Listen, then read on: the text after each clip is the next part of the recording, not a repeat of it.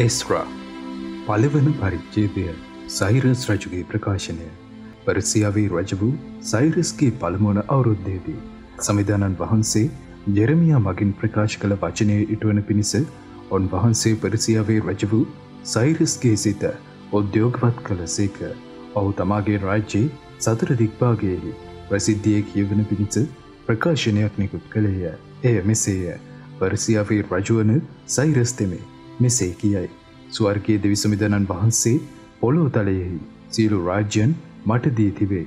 තවද උන්වහන්සේ යුදාහි ඇති ජෙරුසලම් නගරයෙහි උන්වහන්සේට මාලිගාවක් ගොඩනගන්නට මට අනකර තිබේ.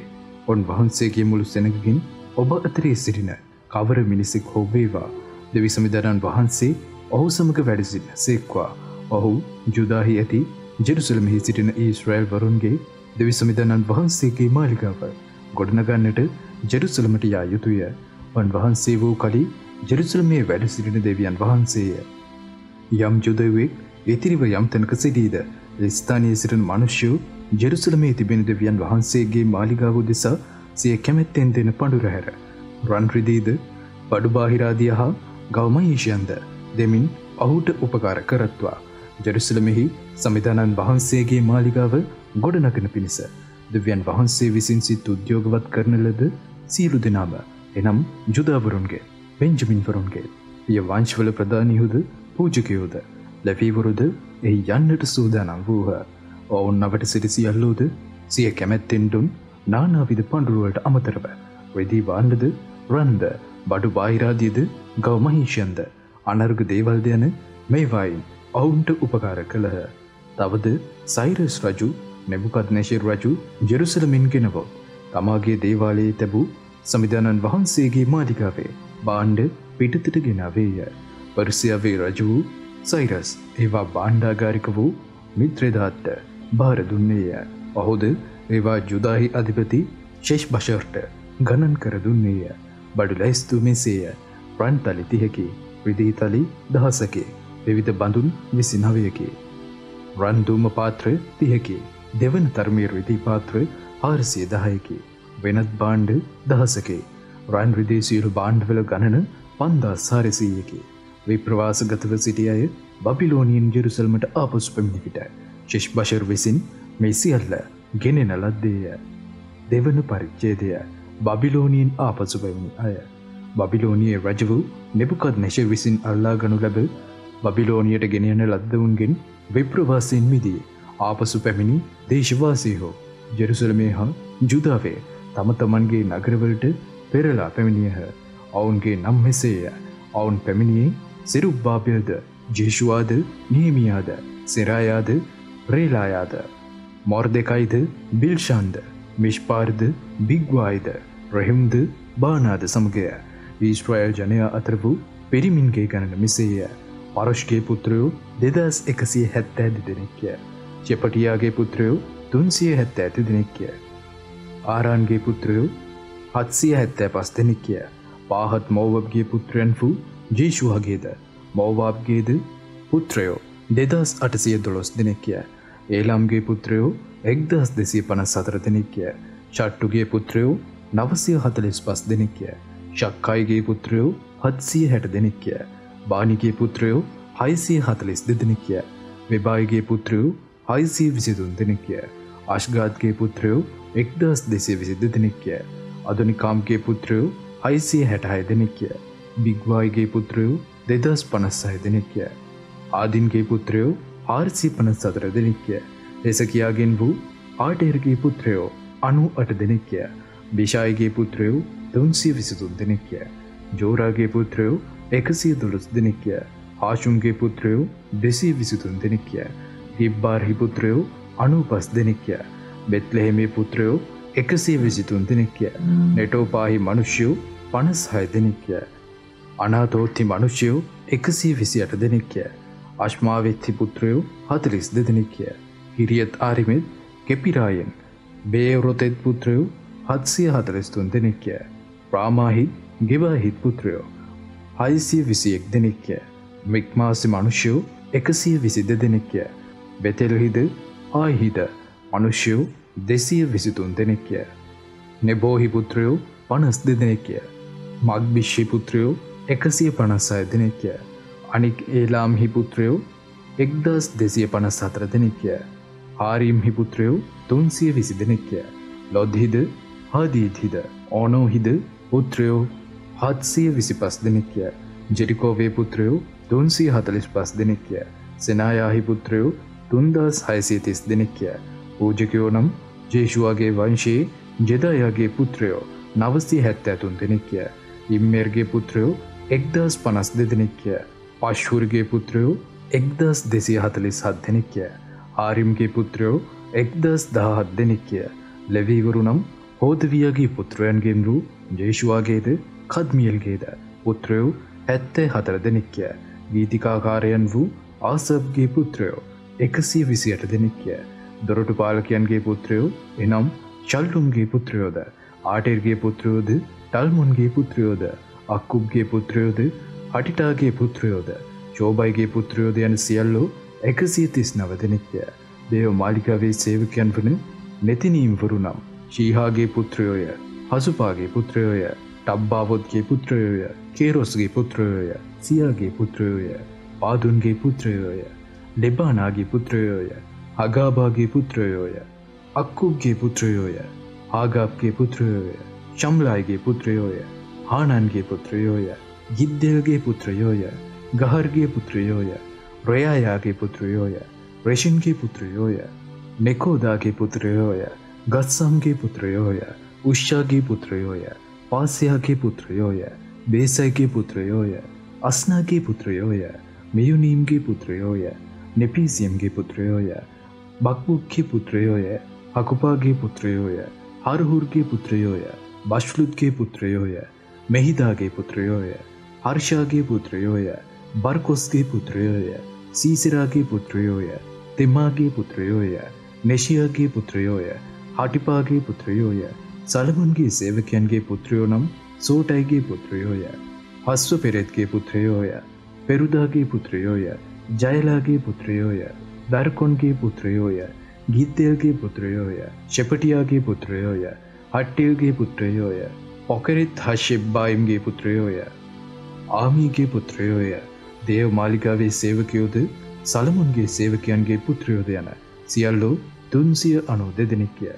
තේල් මේලා, තේල් හර්ෂා, කෙරුබ්, අද්දාන්, ඉම්මේර යන ස්ථානවල සිට ආවා වූ තමන් ඊශ්‍රායල් වරුන් බවට තම තමන්ගේ පෙළපත් වංශයත් පෙන්වන්නට බැරි වුණා වූ අය නම් දෙලායාගේ පුත්‍රයෝද, ටෝබියාගේ පුත්‍රයෝද, නොකෝදාගේ පුත්‍රයෝද යන මොහු 652 දෙනෙක්ය. පූජකයන්ගේ පුත්‍රයන්ගෙන් අබායාගේ පුත්‍රයෝත්, හක්කොෂ්ගේ පුත්‍රයෝත්, ගිලියදීය බර්ෂල්ලයිගේ දූවරුන්ගෙන් භාර්යාවක් පාවාගෙන ඔවුන්ගේ නාමය ලැබූ බර්සිල්ලයිගේ පුත්‍රයෝත්ය පෙළපත් වශයෙන් ගණන් කරනා ලද ලේඛනයෙහි ඔවුන්ගේ නම් සෙවූ නමුත් හමු නොවූ බැවින් මව්හු අපවිත්‍රයයි සලකුණු ලැබ පූජක තනතුරෙන් ඉවත් කරනු ලැබුවෝය. ඕරීම් සහ තුම්මිම් දරණ පූජකයෙකු නැගිටින තුරු අතිශුද්ධ දේවලින් නොකන හැටියට ආණ්ඩුකාරයා ඔවුන්ට අනකලේය. මුළු සභාවේ ගණන 42360ක්ය. ඒ හැර ඔවුන්ගේ දාසදාසී හෝ 7337 දෙනෙක්ද සිටියෝය. ඔවුන් අතරේ ගායක ගායිකාවෝ 200ක් සිටියෝය. ඔවුන්ගේ අශ්වයෝ 736 දෙනෙක්ය. ඔවුන්ගේ අශ්වතරයෝ 245 දෙනෙක්ය. ඔවුන්ගේ ඔටුවෝ 435 දෙනෙක්ය. කොටඩුවෝ 6720 දෙනෙක්ය.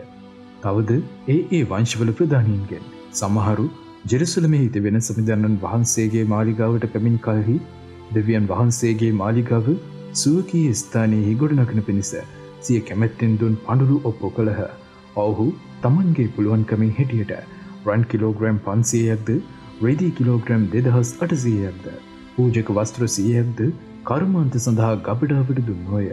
මෙසේ පූජකයෝද, ලෙවීවරුද, සෙනගකින් සමහරුද, ගායකයෝද, දොරටු පාලකයෝද, මාලිගාවේ සේවකයෝද සුවකීය නගරවල විසූහ. සියලු ඊශ්‍රායල් වරුද සුවකීය නගරවල විසූහ. තුන්වන පරිච්ඡේදය නමස්කාරය යලි ඇරවීම. 7 වන මාසය වන විට ඊශ්‍රායල් සෙනඟ තම තමන්ගේ නගරවල පදිංචි වී සිටියහ. එකල ඔවුහු එක්කෙනෙකු මෙන් ජෙරුසලමට රැස් වූහ.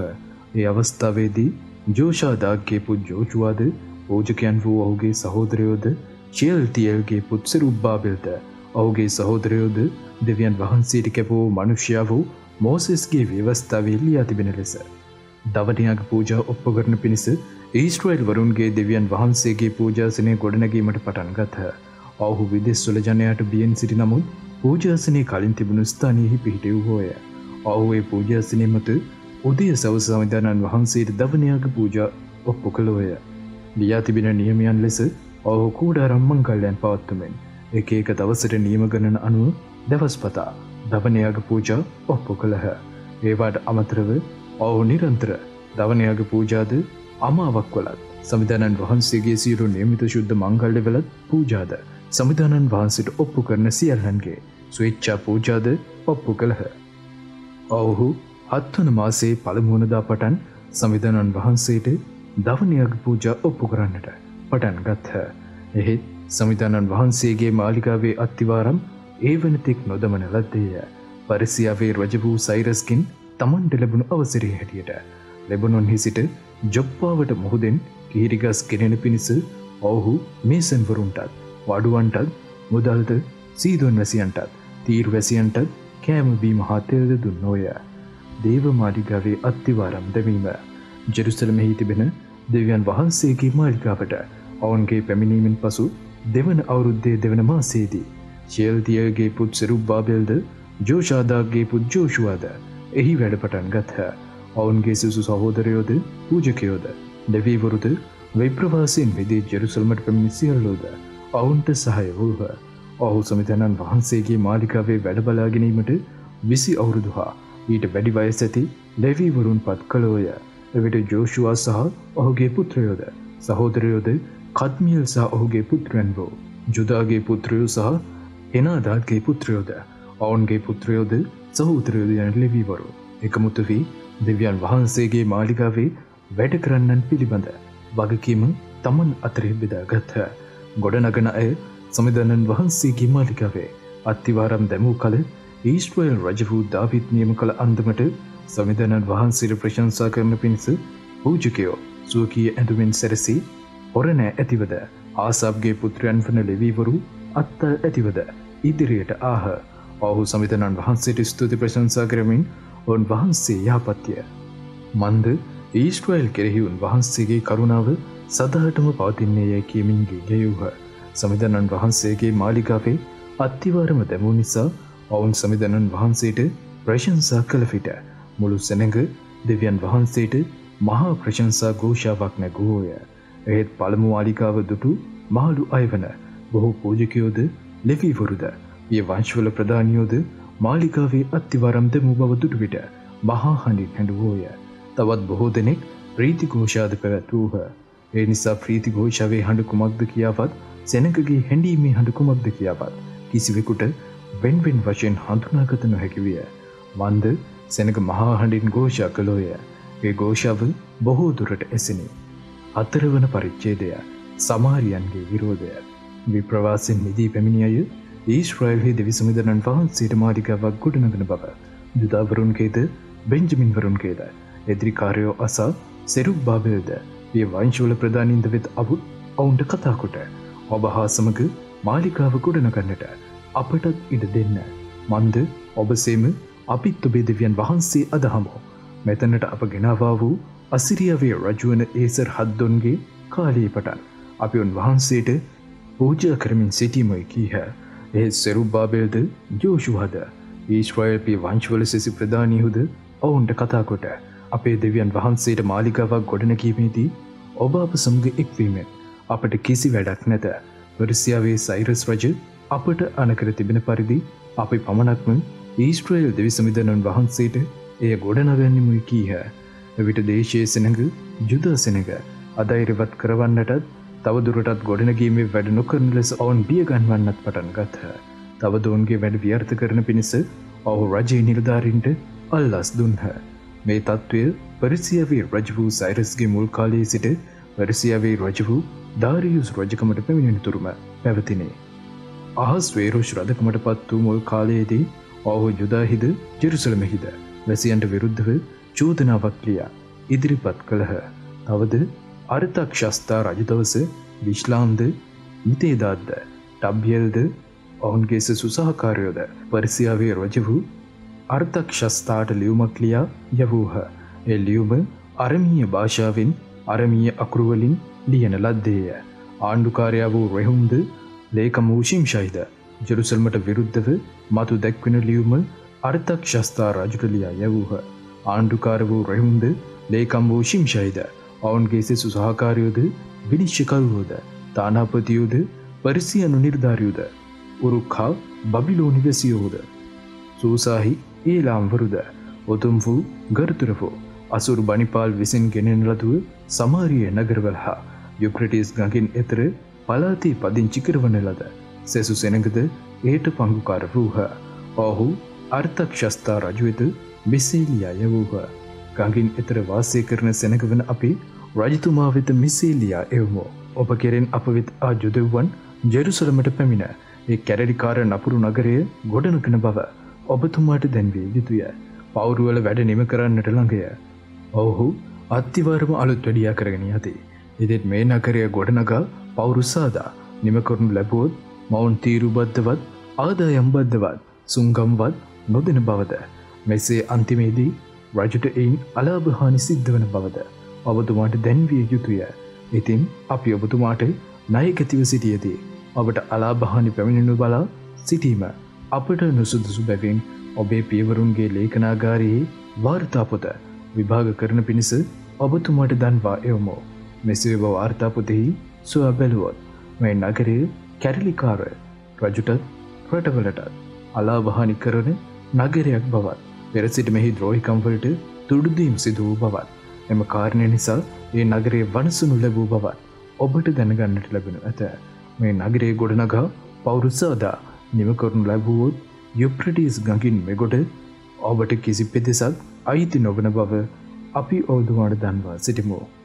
රජතුමාගේ පිළිතුර. එවිට රජතුමා මේ පිළිතුර යැවීය. රෙහුම් මාණ්ඩුකාරයාටත් ශිම්ෂයි ලේකම්ටත් සමාරියේ වාසය කරන ඔවුන්ගේ සෙසු සහකාරයන්ටත් යුප්‍රටිස් ගඟින් එගොඩ සිටින සෙසු අයටත් සෙත් වේවා. ඔබ අප වෙත එවූ ලිපිය පරිවර්තනය කර මා ඉදිරියෙහි පැහැදිලි ලෙස කියවන ලද්දේය. මා අනදුන් පරිදි විභාගයක්ද කරන ලද්දේය. ඒ අනුව මේ නගරයේ පුරාණ කාලයේ සිට රජවරුන්ට එදිරිවාදිකම් කර ඇති බවත් එහි කැරලි ගැසීම්ද ද්‍රෝහිකම්ද සිදු වී ඇති බවත් පෙනී ගොස් තිබේ. තවද යුප්‍රටිස් ගඟින් එකොඩ තිබෙන මුළු රට ආණ්ඩු කළ රජුන් ජෙරුසලමෙහි සිටි බවත් තීරුබද්ධද ආදායම්බද්ධද සුංගම්ද ඔවුන්ට දෙන ලද බවත් දැනගන්නට ලැබී ඇත.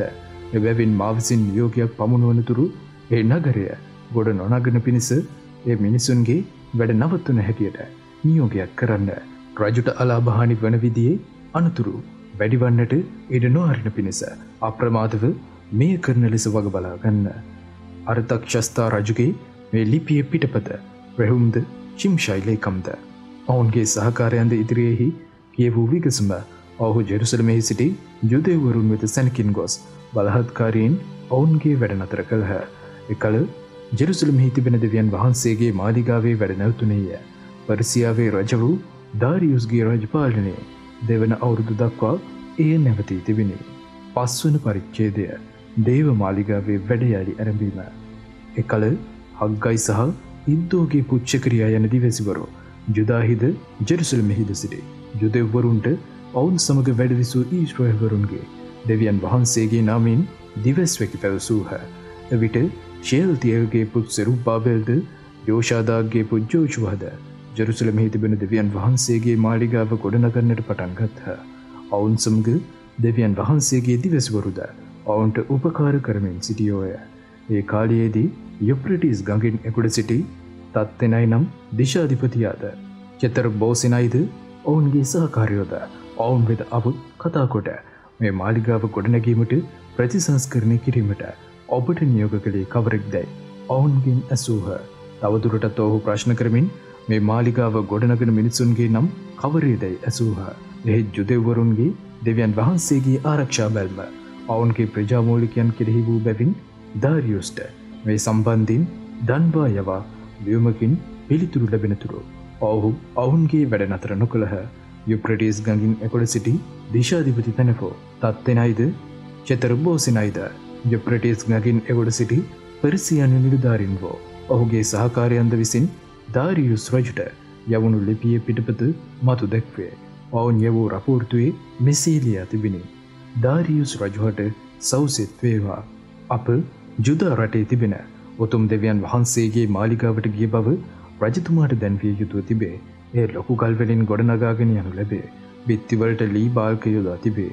ඒ වැඩ කටයුතු ඕනන්දුවෙන් හොඳින් කෙරෙගෙන යයි.